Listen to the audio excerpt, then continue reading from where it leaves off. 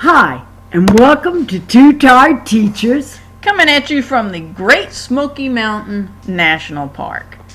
And this is a section of road that drives basically the length of the park. Yes. And our cousin gave us advice that we were staying at Cades Cove to Come up to Townsend and go in rather than driving. the trace.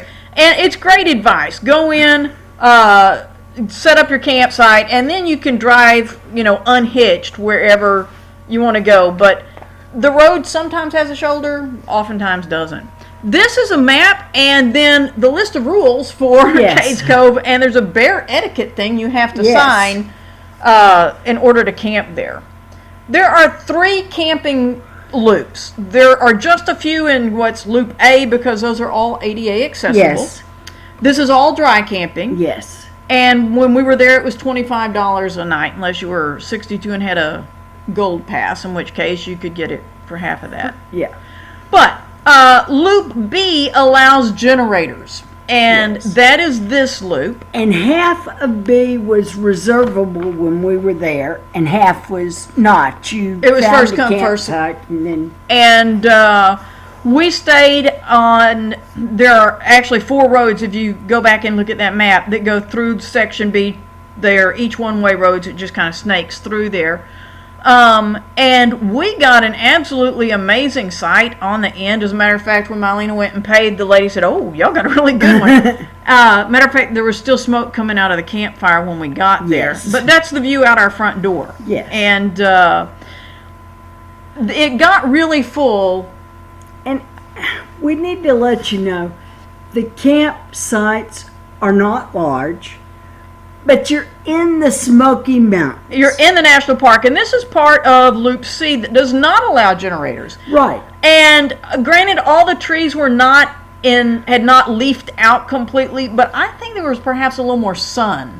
So you're not going to get full sun, I don't think, at any of these campsites. No. But and then the dump station. This is really a nice dump station, and this is also where your potable water is. Yes. And you'll notice down on this end, it's a dump station, and then right on that, you can tell where it was supposed to be, a pole where you could fill fresh water. And so when we got here, we've been dry camping. We came over, emptied our black and gray tanks, and then filled up.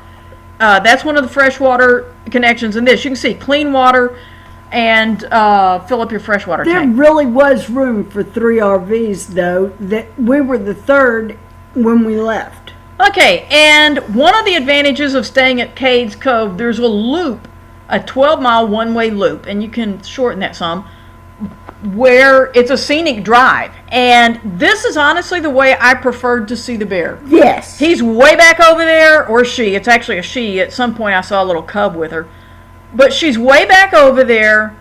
She doesn't know we're there, and she's not stressed by the people who are looking at her. And we got to see black bear. I mean, It was just incredible. And this was just a couple of miles from our campground, our campsite.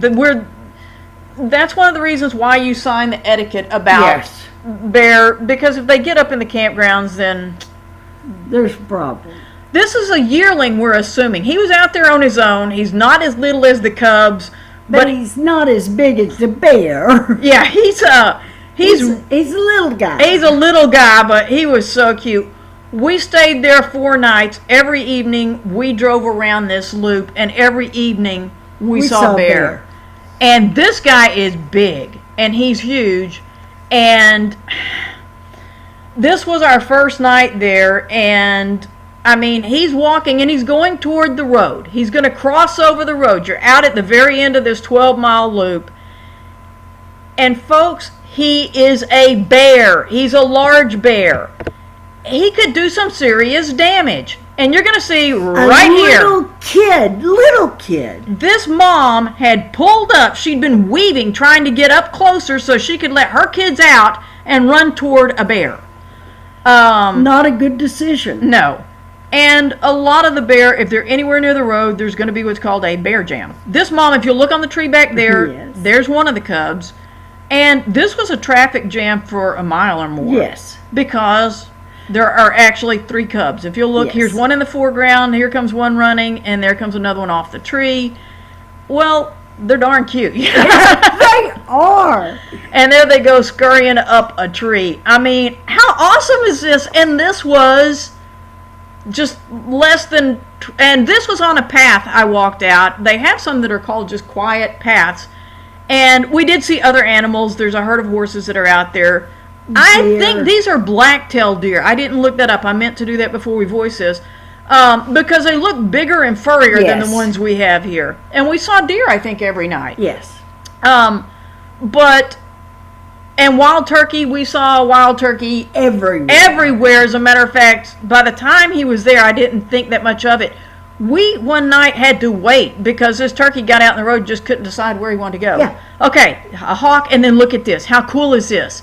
We'd seen him cross the road, this fox, and we thought it was in the brush. We thought he was a little deer, and then got up there, and I was actually able to see it was a red fox. Get this. That was really cool. We don't have foxes in Texas much, so it was amazing. And once again, this is the road we're heading over to the visitor center, which is over near the Elkmont campground, and once again, you'll notice there's not much shoulder there, and if there's a bear anywhere around, there are going to be people stopped on both sides of the road, so you've got this stream on one side, pretty much, that runs the park.